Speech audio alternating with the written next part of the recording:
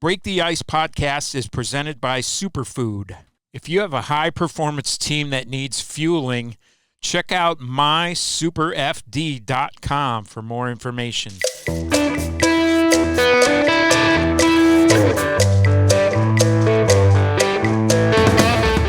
Hey everyone, Mike Vogel here for WashingtonCaps.com, back with another edition of Break the Ice, coming to you live from Worldwide Break the Ice headquarters here in Arlington, Virginia, joined by producer extraordinaire Zach Garrett and by Jason Serbus, Director of Sports Medicine and Head Athletic Trainer of your Washington Capitals. And Serbs, it's great to have you here. You're a guy whose career actually started in a different sport. You came into the NHL and you've been doing this for like a quarter of a century now. You're well respected. We love having you around, and looking forward to learning more about what you do here today. But let's start at the very beginning. You were, I guess, a D3 college football player who suffered an injury and. Well, first of all, what an honor to be on Break the Ice. Like I'm sitting by the legend today, so happy to be here and happy to be involved. This is not true, but let's get back to the D3 football player. What position? I picture you as a linebacker. Actually, I was a center. A center? That makes sense too. I went to school at Wisconsin River Falls and played Division III football, and unfortunately, I had a couple tough knee injuries and landed me in the surgical category and started spending a lot of time in the athletic training room. And fortunately, I had a coach that gave me a lot of guidance and talked to me about life after college sports. And we got to a point where he just said, we need to figure out what you're going to do with your life because you can't just keep going through this knee process. And at the time, I thought about maybe getting into coaching. I love football. I love being in the athletic environment, and the other guys that I had been recruited with, it was kind of an awkward fit for me to be in that coaching area. So my head coach said, what about medicine? You're around these guys and things are going well, and they helped me get into the medical program, and things kind of took off and started working around the athletic training department and learning sports medicine. And a couple years into that program, my mentor approached me and said, we've been informed that the Kansas City Chiefs are going to join the Wisconsin Summer League, and they're going to move their summer training operations to our university, and they're looking for some interns. Would you be interested in applying? And at 19 years old, I applied, and that was my first internship ever, was in the National Football League. What can you tell us about the difference between the two athletes, football players and hockey players, and maybe the similarities between them as well? The biggest differences between the sports are that, football, they play on Sunday, and it's trying to survive until the next week, and if they have a bad injury, their season might be over. Hockey's really a marathon where these guys are playing a lot of games in a short amount of time. They're sustaining bad injuries over the course of the season. They may rehab, they may come back, and they may have another bad injury. So the athletes themselves are very similar in their preparation and their efforts in their recovery, but the seasons are very different in the sprint marathon discussion. And you actually grew up in Minnesota. You're from Bird Island, Minnesota, which is pretty much directly west of the Twin Cities. I don't know, it looks like maybe an hour or so on a map. But so obviously you grew up in a hockey hotbed. What was your relationship with the game before you started working in it? So first of all, if you've never been to the growing metropolis of Bird Island is a very small farming community to the west of the Twin Cities, and hockey is a part of life in Minnesota. But in the small town that I grew up in, it was a very football dominant area because we didn't have a whole lot of immediate access to ice and arenas. We had some outdoor ice in our town and in the neighboring towns, but as you got up to be school age or junior high age, and if you wanted to play structured high school hockey, you had to transfer to a bigger school because we didn't have a high school team. We didn't have an arena. Wow. So a lot of kids in my area, football was the big sport, even though hockey's a big Minnesota sport. Well, yeah, and football is too. Matt Niskanen and Matt Hendricks both played some high school football as well. And then how did it come about that you started? I think was it the Western Professional Hockey League? Yeah, correct. So Central Texas Stampede. So my first intern experience with the Chiefs was phenomenal. One summer in the NFL, I was hooked. I knew that I wanted to do pro sports. I wanted to be in sports medicine, and this is what I wanted to do. And through the remainder of my undergraduate career, I was able to stay involved with the Chiefs. I did a couple summers with them. I did a partial seasonal thing, and my goal was when I graduated, I was going to move to Kansas City and go work for the Chiefs. And unfortunately, their hiring and the completion of my degree, the timing didn't quite match up. So I decided to pursue my advanced degree and went to Colorado and got a degree in physiology. And again, my whole game plan was to finish this degree, and I'm going to get back in the NFL. And my degree program finished in the fall. And the time of year that I finished, there were no football jobs. Yeah. Basketball was going. Everything was already going. And I need to find work, man. I got to pay for this graduate school now. Yeah. And there just happened to be a minor league team in Texas, an ice hockey team that was looking for an athletic trainer. They had an extenuating circumstance, so I reached out. And we met, we interviewed, and I kind of told myself, all right, I'll do this for 1 year until the football cycle hires again. And, then I'll be back in football. And that was in 1998. And I've been in hockey ever since. Central Texas Stampede. They played in a town called Belton, Texas, which is north of Austin. Wow. And at the time, it was the Western Professional Hockey League. Morphed into the Central Hockey League, now defunct, but it was the bottom. It was the bottom. And there was some. I think Alan May coached in that league. I'm pretty sure Lee Norwood, who was a former Capital, coached in that league too. So it had a footprint for sure at the time. But what do you think it was that kept you in? I will tell you, without a doubt, there was no doubt in my mind at all. It was the athletes, the individuals. I witnessed a lot of the good parts of the NFL. I witnessed a lot of the tough parts too, and I spent the first 30 games in this minor league hockey environment, and from the coaches to the equipment people and the athletes that we were dealing with, I was like, wow, like. This is my group. Everybody was so gracious, so thankful, so courteous, and it was just a good fit for me. The athletes were the fit. It had nothing to do with the game. It had nothing to do with the game of football or the game of hockey. Really, it was being a good fit with the athletes. I think we all of us who work in the game for any length of time would say the same thing and would agree with that. So how long there, and then I think it was Pensacola after that, and then Tampa after that. What was that progression? So a couple seasons there, the coach that I worked with at the time was involved in the Los Angeles Kings system, and at the time, Mr. Anschutz from the LA Kings, they were purchasing European franchises, and they were building arenas in Europe, and they actually purchased the team in Berlin, the Ice Baron in Berlin in the DEL, and the coach I had been working with there said, "What do you think about going to Europe?" And went and spent some time in Berlin and worked in the DEL, which was phenomenal, a big jump in the caliber of athletes. Yeah.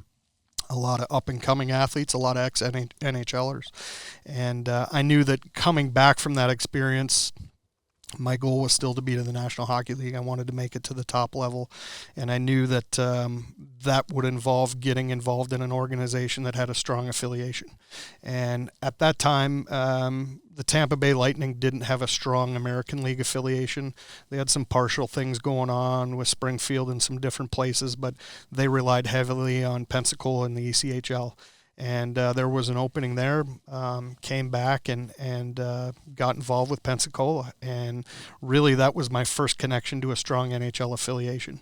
I worked with their minor league athletes for probably 4 or 5 years, and then the big lockout came in 2004-05, right after the Lightning won the Cup, and a lot of our colleagues suffered during that time, and a lot of people had to move on from jobs and positions.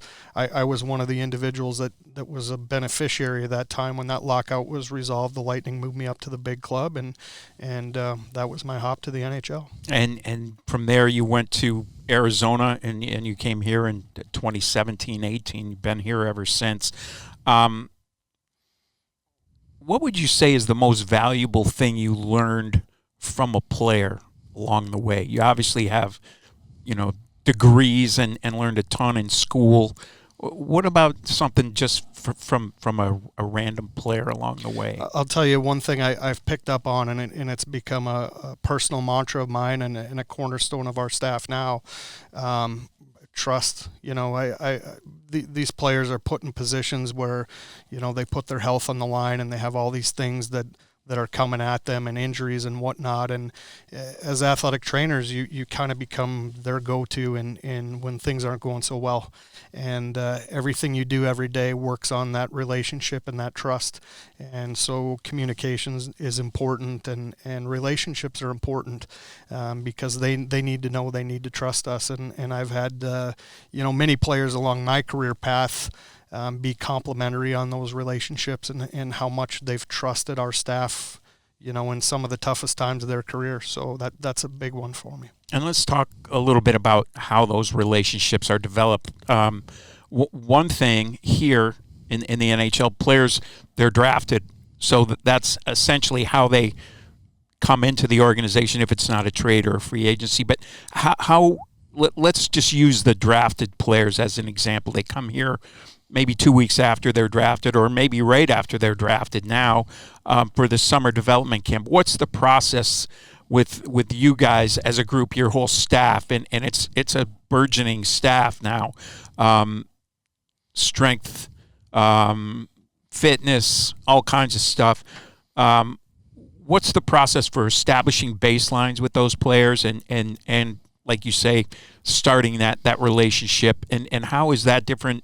Because these are like 18, 19-year-old kids. How's that different from someone joining the team, say, in their late 20s, early 30s as a free agent or from a trade? So certainly, the word development is a good descriptor of what that camp's all about. These new kids join our team for the first time, and the first thing we want to do as a staff is we want to establish our ability and our willingness and our purpose to help them. We want to help them develop. We want to help them become good pros, and we want to help them have successful careers. And that starts with learning as much as we can about them, about their injuries, about their history, about their bodies, about their fitness. And we gather all this information through many different avenues that we collect and assess and we digest, and then we figure out how to apply that. But during that initial time that we're here, or that they're here, our main objective is to set the basis to say, this is how we're going to help you become a pro. And we teach, we talk, we have teachable moments. We explain to them pathways for success and how we take this information that we collected and how it helps them. But I think for me, the biggest thing we're establishing during that time is that we're an asset to them. We're not there to critique them. We're not there to criticize them.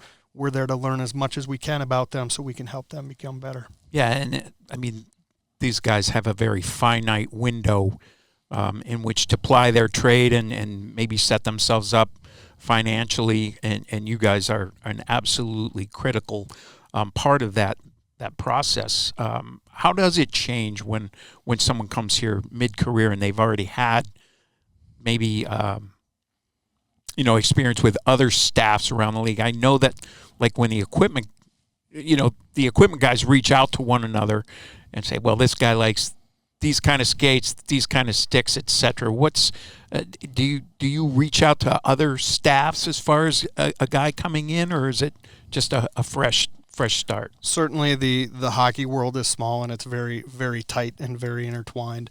The people that do what I do and the rest of our staff, the athletic trainers and the strength coordinators and conditioning coaches, they're all colleagues. They all know each other, and certainly when a player's transitioning from one team to another, we try and find out as much as we can about them to help management make their decision. And then once that decision's made, as much as we can to be prepared for that player, to welcome them and help them make a seamless transition. Certainly when it's an older player or a veteran player, those pathways of establishing that communication and trust are different than it is with a 20-year-old athlete, but equally, if not even more important.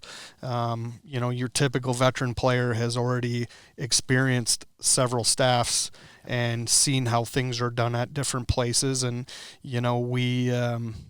we navigate that space between acknowledging what's helped them in the past, explaining to them our philosophy of why we do what we do, and then helping facilitate the things that we've had success with. And again, a lot of that comes down to communication and establishing trust. And there's no greater compliment for me than when we acquire a veteran player, and they indicate that maybe a reputation precedes their transaction, or they're excited to see what they've heard about, or even when a player unfortunately leaves our organization and we follow up with them and they explain how much they're appreciative and missed what we offered them as an organization. That makes me feel really good. Well, and I hear that a lot from guys who were here and are here. And let's start with one of those. Max Pacioretty has been very complimentary of you guys as a staff for helping him get back onto the ice. But what is that process like? Because here's a guy that you don't have a prior relationship with, and he's injured at the time that he comes into the organization, which can't be a really common occurrence, I wouldn't think, around the league or, in sports in general. What was that process like? Well, the first thing I'll tell you, without getting into Max's personal injury, a huge collaborative effort. And I can't tell you enough and praise enough of the people we have within our staff, and even more so how they collaborate and work together. Steve Rummel, Murphy Luatua, Zach Brine, Zach Ledden, Mike Wagner. These guys are all experts in their craft, and collectively, I truly believe we have one of the best medical and performance staffs in pro sports, especially in the National Hockey League. And when a task like this is put on our plate to navigate a game plan, it starts with just that. It's a very specific game plan, while we're trying to figure out with an athlete what maybe did or didn't work with them in the past, where they are right now, and where we have to get to based on the resources and the skill set and the personnel that we use and have, which may be different than a previous situation. And a lot of transparency and a lot of collaboration. And, it's just constantly pivoting, regrouping, making a plan, taking 2 steps forward, pivoting, regrouping, and really we take an approach here where we're very anti-silo. There's no silos within our behind-the-scenes team, and it's a very good collaborative effort, which I feel like when our coaching staff and our medical team and our strength team get involved together on the same page, it's very powerful for the athlete, and they realize that very quickly that this is going to be good for their recipe to try and succeed. And you mentioned coaching staff. Caps have a new coaching staff this year too. What is that like for you when there is a change in changing of the guard, so to speak, whether it's you moving to a different team, or in this case just a changing of the guard here? Well, when you get to be an older guy in your trade, you've gone through a few of these over time. Yep. and you have a lot of respect for the process and a lot of respect for, letting things play out and having the opportunity to do good work and having results driven. Certainly Coach Carberry, we had familiarity before. He wasn't totally new to us. Carbs and I had interacted on multiple levels in the past, whether it was on Hershey players or training camp or et cetera. But certainly every coach has a way they like things, and a way they like things communicated, and a way they like things done, and a message they like sent to the players. So, I think it's a constant collaboration of finding, our new normal, if you will, and just being patient, being respectful, and trying to help Carbs be successful, because we're here to help the players do well, but we want to give him 20 healthy athletes every night that he can do well with too.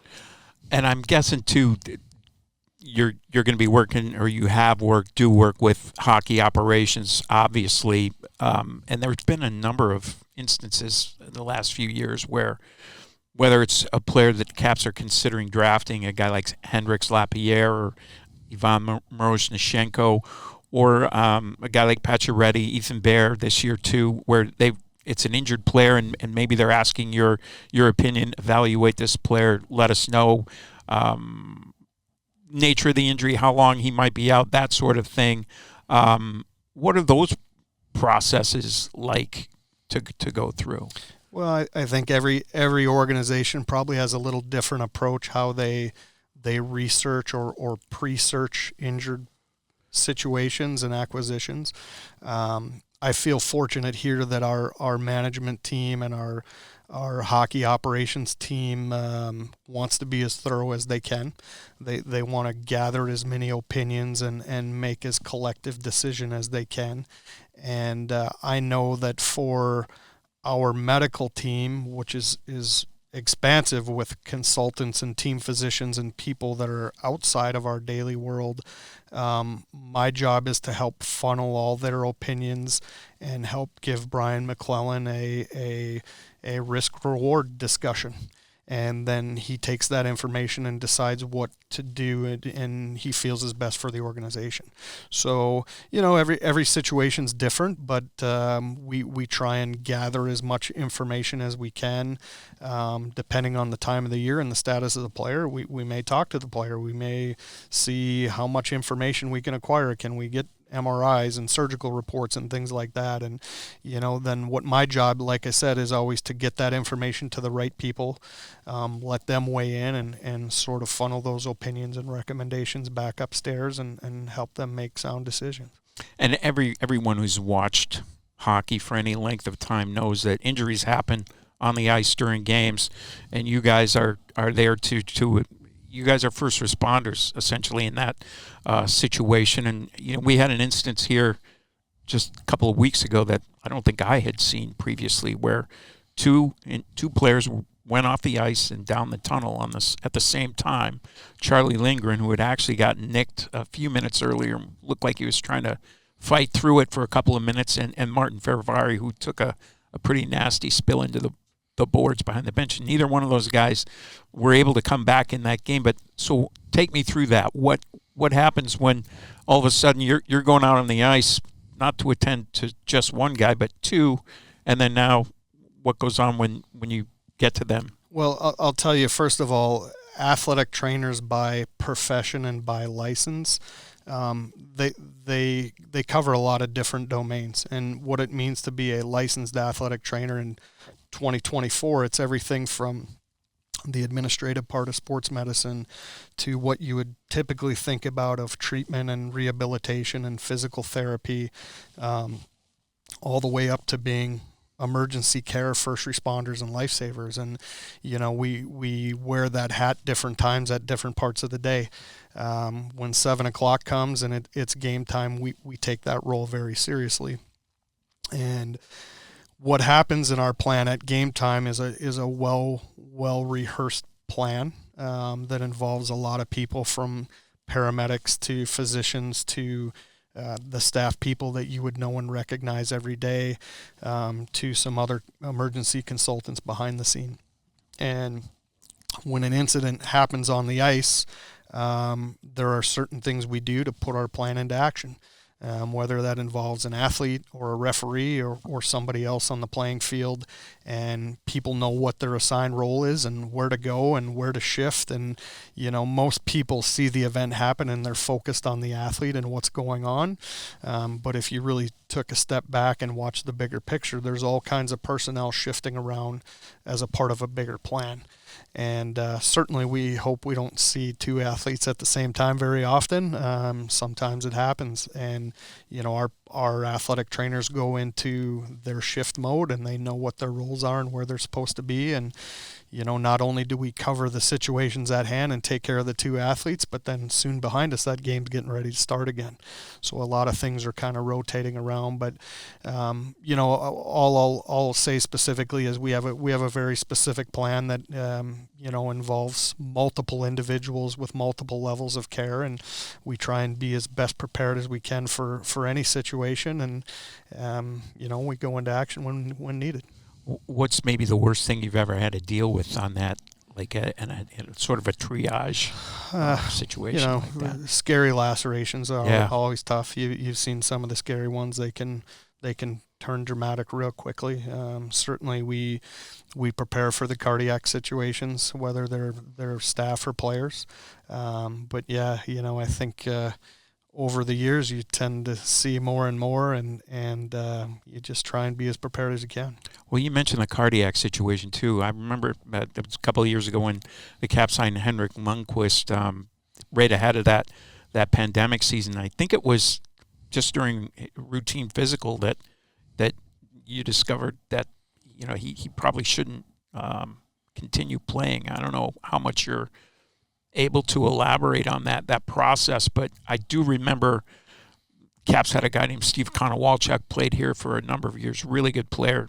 He moved on to Colorado and had a similar thing happen to him, just had routine physical ahead of a season where all of a sudden he was faced with, time for me to retire because I'm getting that advice from our training staff. Yeah, I mean, certainly, I need to respect that all these players' information is very confidential, so I'm not at liberty to talk about Henrik specifically, but certainly, we put a lot of effort into understanding everything we can about each player, not only for their performance, but for their health and safety and their general life. And, certainly as they get more injuries and as they age, things change.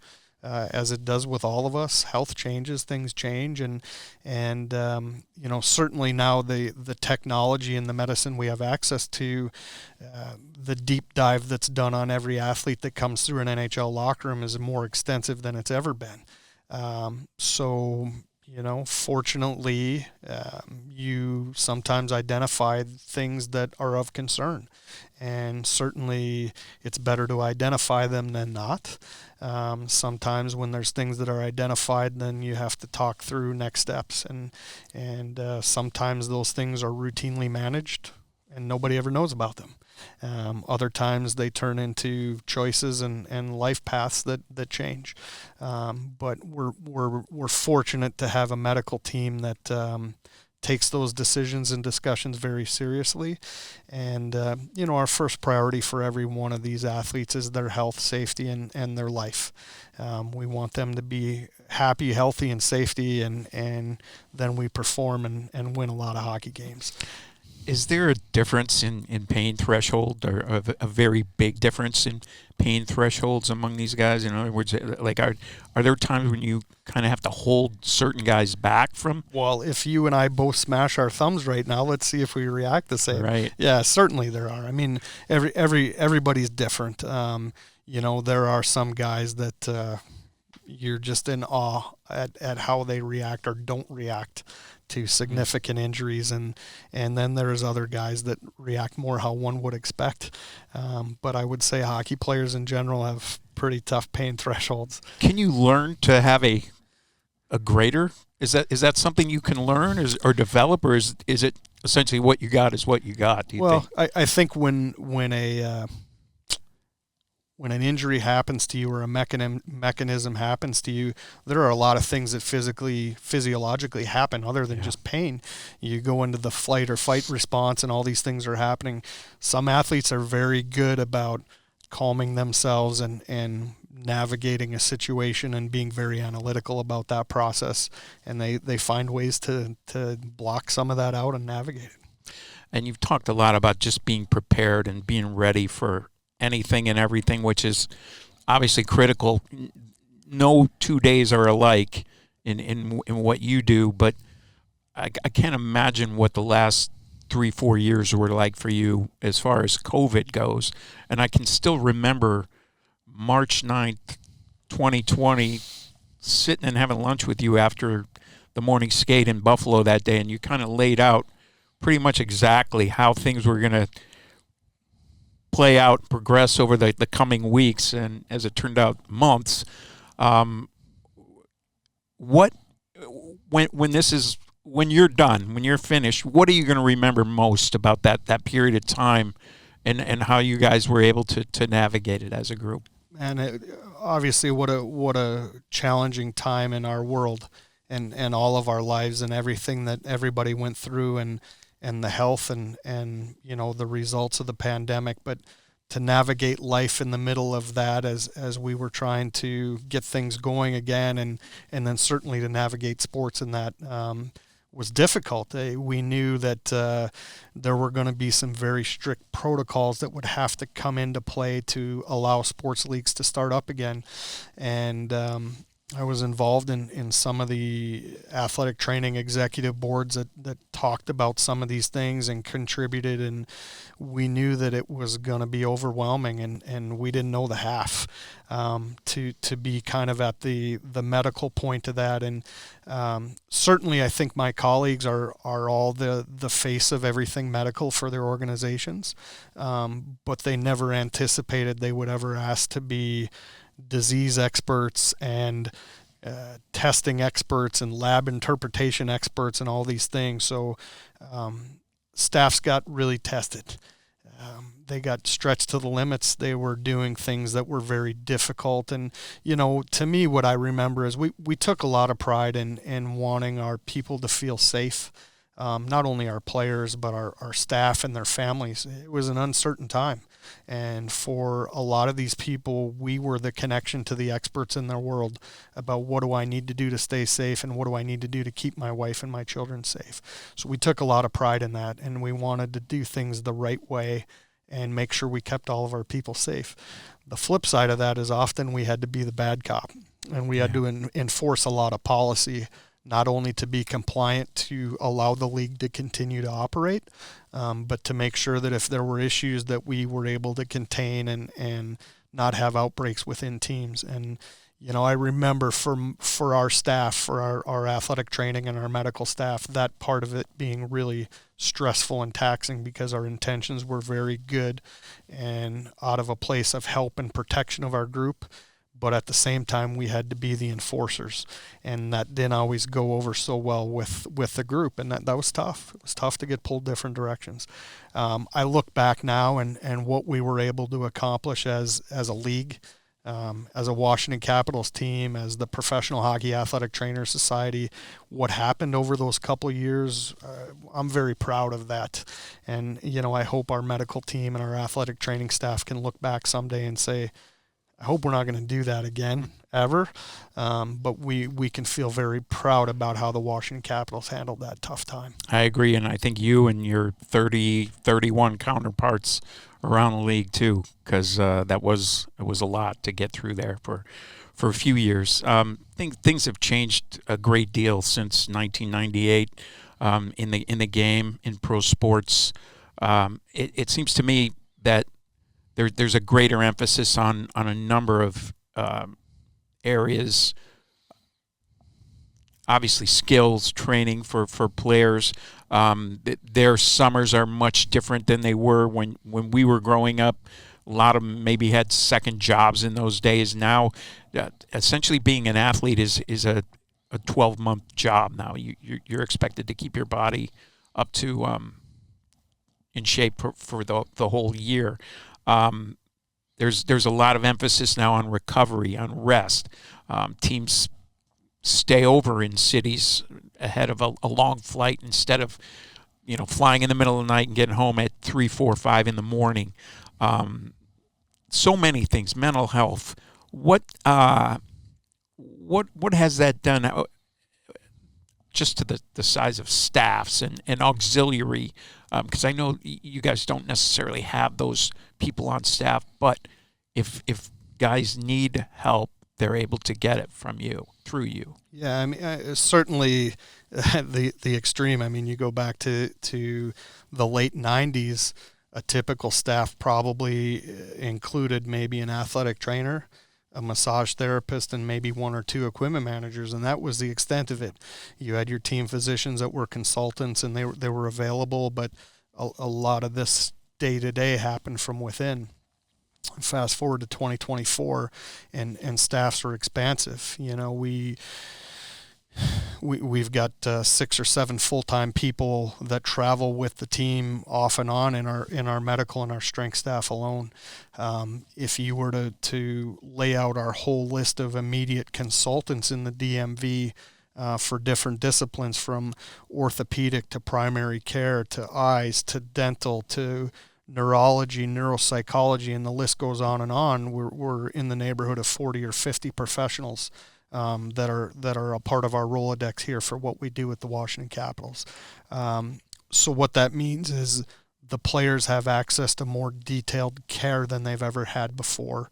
The staffs have more access to more specialty feedback than we've ever had before.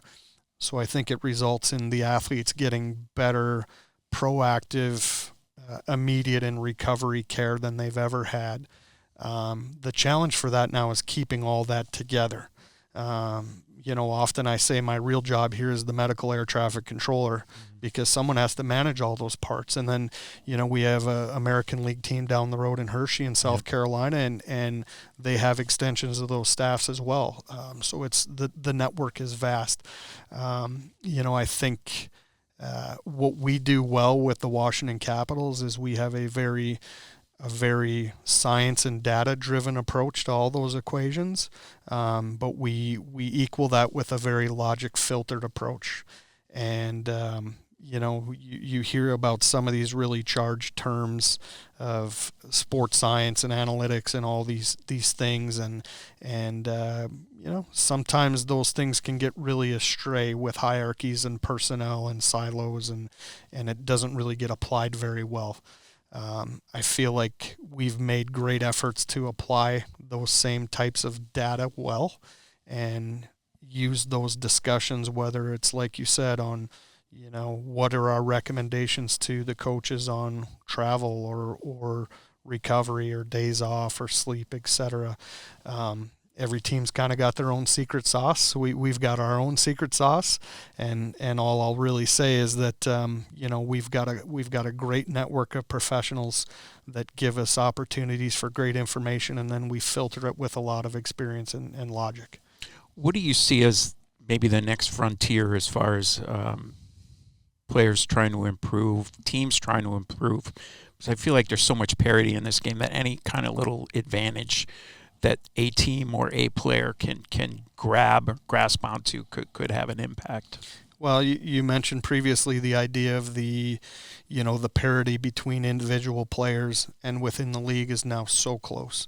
The margin of error between being in the league and out of the league is so close, or being a high-minute player, a low-minute player is so close. So what that means now for today's athlete, it's a 365 venture. Guys don't take much downtime. We have guys that stay here and work with us year round and that are here in the facility in the off season. So we're always trying to balance that equation between, offering them mechanisms for improvement in their performance, but making sure that we're balancing recovery and emotional health too. Because sometimes 365 is not the best approach to stay balanced for a long hockey season.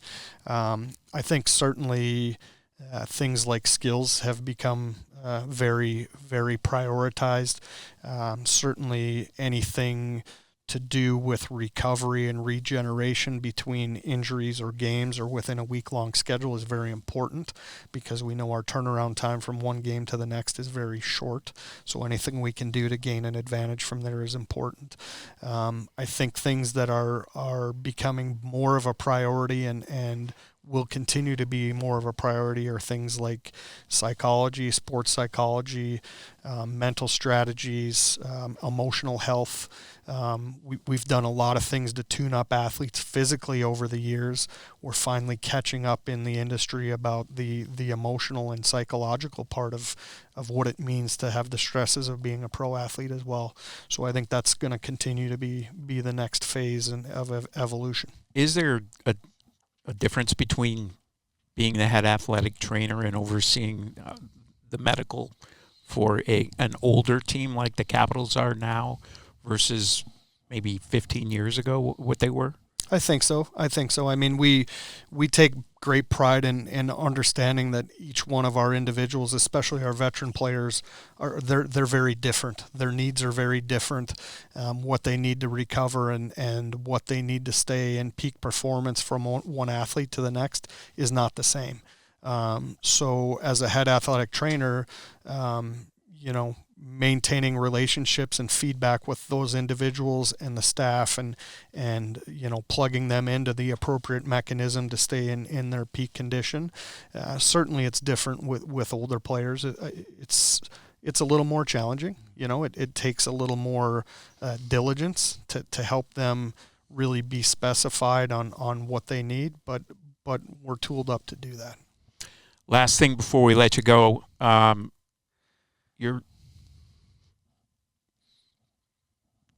the years you spent in Arizona, Pensacola, Tampa, what did it mean to you when you came here to Washington in that first season? You were able to be part of a Stanley Cup championship team, because I know that you guys who work behind the scenes work just as hard as the guys on the ice, and I know that it means a lot for you guys as well. Yeah, I mean, what a fortuitous time to join this organization. As you know, the several years before that, the Caps were on the brink, and they were right there, and everybody in the league knew it, and I was paying attention to it like all the other athletic trainers. Certainly, my exodus from Arizona was not planned. It was a part of a bigger management turnover there, and there was a time where I didn't know what was next for me and my family, and we weren't sure that included more hockey or not, and had some previous relationships with people here, including my predecessor Greg Smith, who we had been colleagues for a long time, and long story short, my path took me to an interview with the Caps, and we decided it was in our cards to seize the opportunity and continue our hockey journey. My family made the move from the desert to the city, and it was a lot of change. It was hard. It was not easy. It was tough for my family. It was tough for my son. My son was probably 9 years old at the time, and you just want to come in here and carry on your craft and bring your contribution to the table and help the team. The interesting thing for me at the time is I had the opportunity to be involved of building part of a new medical staff. It was not only my position, but there were several positions that were being retooled, and that was a very unique opportunity for me to seek out and find some like-minded therapists and some like-minded characters and individuals to put this staff together. And it was a home run. We did some great things, and we were able to get established very quickly to help the athletes. Certainly, they did their thing on the ice, and I got to have a front row seat to history. But to come in at the part of that and selfishly to know what had transpired in a calendar year to get from A to B, it was overwhelming. I went from thinking that my NHL journey may have been coming to an end to all of a sudden we're having a Stanley Cup parade on Constitution. It was unbelievable. So humble, so thankful for the Caps to give me and my family a chance. So thankful for the opportunity to build a staff and put a staff together here. And certainly we all strive every day to help the Washington Capitals to become champions. But we take a lot of pride in doing things the right way every day. And the staff that we were able to build out of that transition time and continue to add on to and build, I'm extremely proud of. They work hard. They do the right things the right way every day. And that's humbling to be a part of. Well, and you nailed it. It's a home run. You guys, all of you guys are just great human beings and good people to commiserate and talk with on the road. And you guys, I can't say enough about you and everyone who works on your staff. Over my time in this league, whether it's medical or front office, people come, people go. And anytime you lose someone who's great and who you really enjoyed being with, you worry. And you're like, man, that guy's going to be tough to replace. But the game is so full of really good people that they always find someone who's every bit as good as the guy who was in that spot before, the person who was in that spot before. So thanks, Serbs. We really appreciate your time and your expertise and kind of educating me and hopefully some of our listeners and viewers on some of the ins and outs of what goes on behind the scenes, because it's a lot. I feel like we could sit here and do this frequently and cover a lot of ground. And we appreciate everything you do for these guys, too. I appreciate it. Thanks for having me, and look forward to doing it again sometime.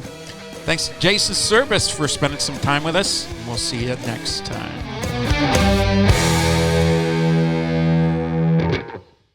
Superfood Performance Nutrition fuels the Washington Capitals players and staff on and off the ice. Each bite is energy-packed, highly nutritious, and engineered to boost recovery time. When they're not feeding pro athletes, Superfood is bringing the same high-quality nutrition to offices nationwide through their flagship corporate meal program, Simply Lunch. So if you have a high-performance team that needs fueling, check out mysuperfd.com for more information.